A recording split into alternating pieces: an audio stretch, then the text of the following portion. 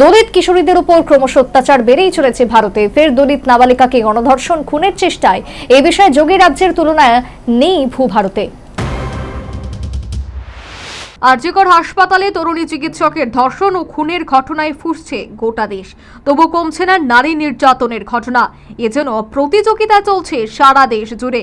এত আন্দোলনের মধ্যেও এতটুকু কমেনি নারী নির্যাতন এবং নাবালিকা ধর্ষণের ঘটনা। সারা ভারত থেকে প্রতিদিন খবর আসতেই চলেছে। এহেন পরিস্থিতিতে উত্তরপ্রদেশে গণধর্ষণের শিকার হলো এক দলিত কিশোরী।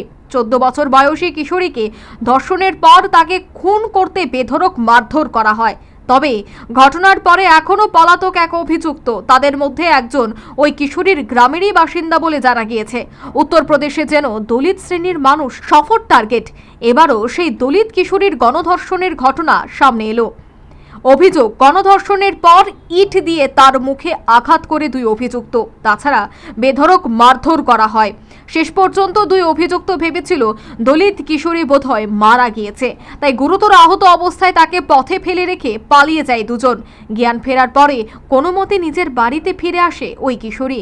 তারপর অভিযোগ দায়ের করা হয় পুলিশের কাছে। লখনৌ পুলিশ সূত্রে জানা যায়, গত শনিবার রাত 8টা নাগাদ একই রাস্তা দিয়ে হাঁটছিল দুই কিশোরী। সে সময় তার পিছু নেওয়া শুরু করে দুই অভিযুক্ত। অপেক্ষাকৃত নির্জন জায়গায় পৌঁছাতেই কিশোরীকে ধর্ষণ করে তারা। কিশোরীর দলিত পরিচয় নিয়ে অশ্রাব্য গালিগালাজ করে তাকে শারীরিক নিগ্রহ করে।